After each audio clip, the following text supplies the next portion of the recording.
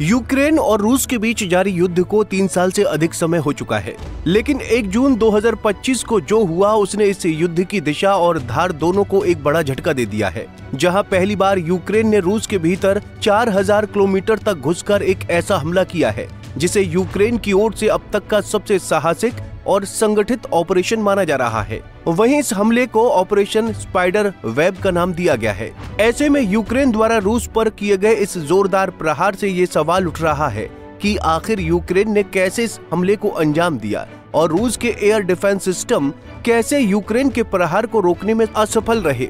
तो चलिए इस वीडियो में विस्तार से जानते हैं इन सभी सवालों के जवाब।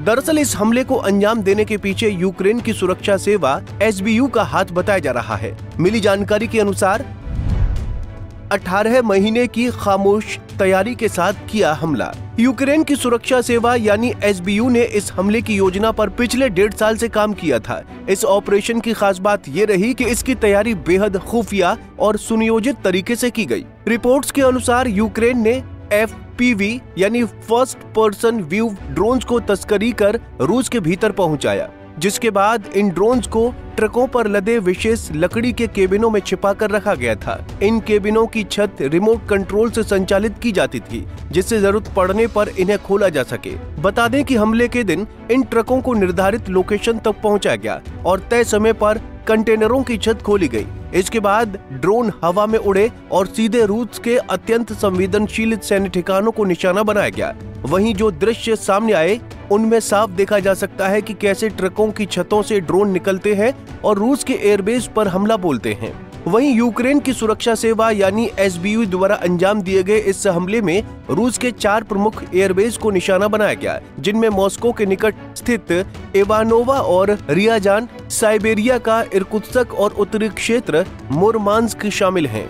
बेलाया एयरबेस, जो कि इर्कुत्स्क क्षेत्र में स्थित है, यूक्रेन से लगभग 4000 किलोमीटर दूर है। इसके अलावा मुरमांस्क के ओलेनिया एयरबेस, इवानोवो और डाइगिलेव एयरबेस भी हमले की जद में आए।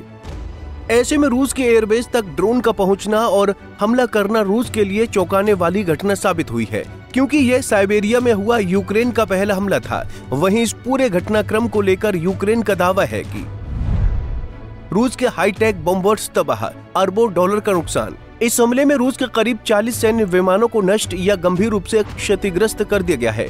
इनमें रूस के सबसे उन्नत बम वर्षक विमान Tu-95, Tu-22M3 और निगरानी विमान A-50 शामिल हैं। कीव का कहना है कि इस ऑपरेशन से रूस को करीब 7 अरब डॉलर, जो कि लगभग 2 लाख करोड़ रुपए के बराबर है, उसका नुकसान हुआ है।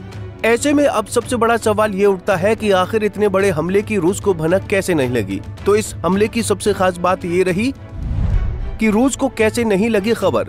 ये हमले सीधे यूक्रेनी सीमा से नहीं बल्कि रूस के भीतर से ड्रोन लॉन्च किए गए। यही कारण है कि रूस का एयर डिफेंस सिस्टम उन्हें पहचान नहीं सका। वहीं ड्रोन्स को छोटे ट्रकों पर बने केबिनों से लॉन्च किया गया था। इन केबिनों को दूर से आम मालवाहक ट्रकों जैसा ही दिखाया गया, जिससे शक की गुंजाइश न रहे। वहीं ये रणनीति काफी हद तक इसराइल द्वारा लेबनान में किए गए कुछ अतीत के हमलों से मेल खाती है, जहां लक्ष्य तक पहुंचने के लिए असामान्य और अचिन्हित तरीकों का उपयोग किया गया था। यही वजह रही कि रूस को इस हमले की भनक तक नहीं लगी।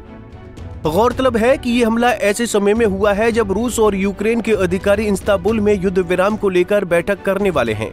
ऐसे में वार्ता से ठीक पहले किया गया ये आक्रामक हमला कूटनीतिक संकेतों से भरा हुआ है, जहां यूक्रेन ने साफ संदेश दिया है कि अब वो रक्षात्मक भूमिका में नहीं है, बल्कि रूस को उसकी ही जमीन पर जवाब देने की क्षमता रखता है। बहरहाल अब देखना यह है कि वार्ता की मेज पर बैठने से पहले रूस इस वॉर से कैसे उभरता है और क्या ये हमला आने वाले दिनों में युद्ध को और अधिक उग्र बनाने का कारण बनेगा। Bureau report, Punjab Kesari TV. हमसे जुड़े रहने के लिए हमारे YouTube चैनल को सब्सक्राइब करें और नई वीडियो की नोटिफिकेशन के लिए बेल आइकॉन को दबाएं।